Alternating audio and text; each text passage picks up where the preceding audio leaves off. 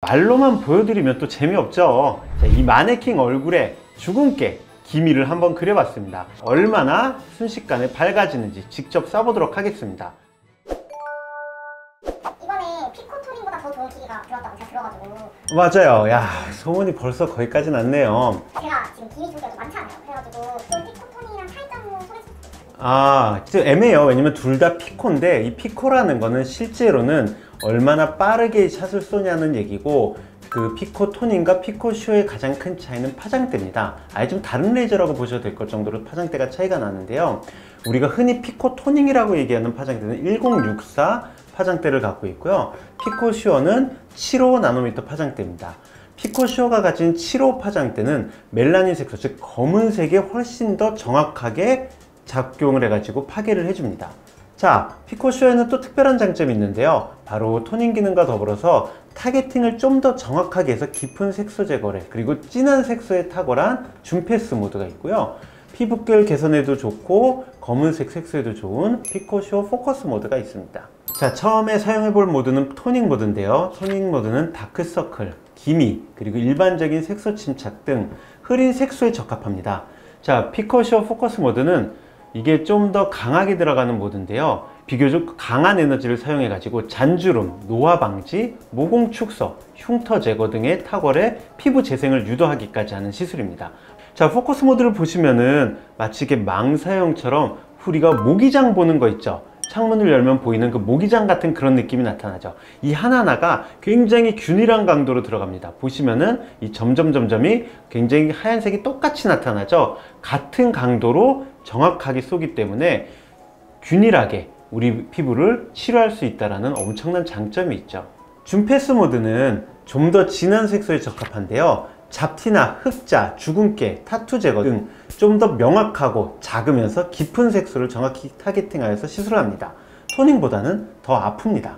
자, 보시면은 줌패스 모드는 물론 크기는 작죠. 하나하나 쏘여지는 크기는 작지만 한 번 샷 쐈는데도 굉장히 하얗게 변하죠. 광한 시술을 통해 가지고 우리가 지금 이 검은색 프린트된 용지는 하얗게 바뀌지만 실제로 우리 얼굴에 쐈을 때는 바로 하얗게 바뀌는 게 아니라 순간적으로 하얗게 보이지만 다시 살짝 검게 올라옵니다. 무슨 얘기냐면은 색소가 타가지고 재가 돼가지고 흔히 딱지처럼 약간 검게 올라오죠.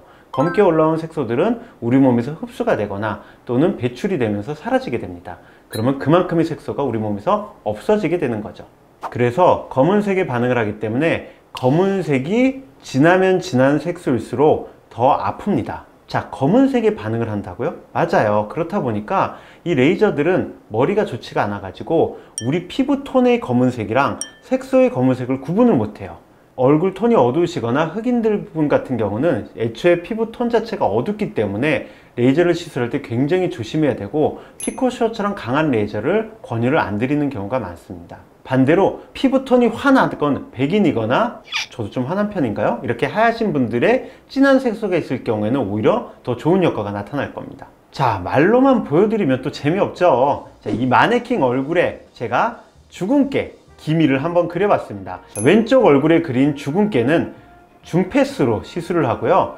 오른쪽 얼굴에 그린 기미는 일반적인 피코 슈어 토닝 모드로 치료를 합니다. 자, 얼굴에 있는 잡티, 그 다음에 기미가 얼마나 순식간에 밝아지는지 직접 써보도록 하겠습니다.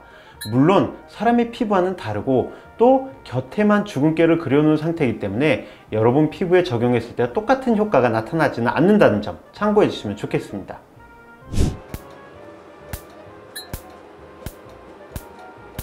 이런 식으로 주근깨를 하나씩 포커싱을 해갖고 쏴서 바로 이렇게 좀 밝게 하는 거죠.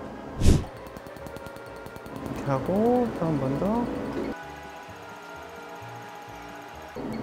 이렇게 되는 거죠. 좀 옅어졌죠. 그러니까 이렇게 기미는 조금씩 옅어지게끔 하는 거예요.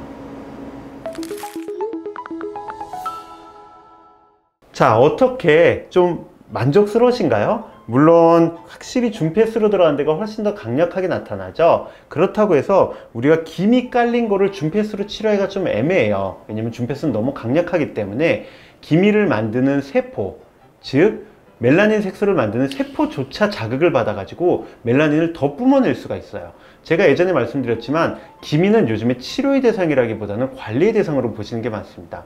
조금만 자극적인 시술이 들어가면은 더 진해질 수가 있어요. 그래서 강력했던 IPL도 요즘에는 기미 치료에 아예 금기 사항으로 들어가고 있는 게 바로 그 이유 때문입니다. 조금은 덜 밝아졌지만 안전하게 꾸준히 받으시다 보면은 조금씩 더 밝아져서 기미도 사라지겠죠? 모든 레이저 시술은 아무리 검은색에만 반응하고 색소에만 반응한다 하더라도 결국 레이저이기 때문에 피부가 좀 건조해질 수 있습니다. 그래서 치료 후에는 보습 꼭 해주시고요. 자외선 차단제 잘 발라주셔가지고 2차적으로 색소 침착 오는 것 막아주시는 게 좋습니다. 가끔씩 피코 토닝이나 피코 슈어 토닝 같은 걸 받으시게 되면은 굉장히 얇은 레이저가 쏘여지다 보니까 모공이 자극을 받아가지고 자기 할 일을 좀 까먹어요. 그래서 피지 분비가 원활하게 되질 않아서 마치 좁쌀 여드름처럼 올라오시는 분들이 있는데요. 대부분 한 2-3일 정도 지나면 사라지긴 합니다. 내가 시간이 지나도 사라지지가 않네 그러면은 레이저로 인한 좁쌀 여드름이 아니라 뭐 호르몬적인 변화라든지 날씨, 기후에 따라 또는 스트레스에 따른 변화일 수 있으니까 꼭 병원 와서 진료를 받으시길 부탁드립니다. 자, 보통 이렇게 시술을 하게 되면은 피코 슈어 토닝은 2주 간격으로 많이들 받으시고요. 그 다음에 줌패스랑 포커스 모드는 4주 정도의 텀을 두고 진행을 하고 있습니다. 어떠셨나요? 오늘 시술이 마음에 드셨다고 한다면 좋아요, 구독, 알림 설정 부탁드리고요. 저는 다음번에 더 재밌는 영상으로 찾아뵙겠습니다. 감사합니다. 모두 예뻐지실 겁니다.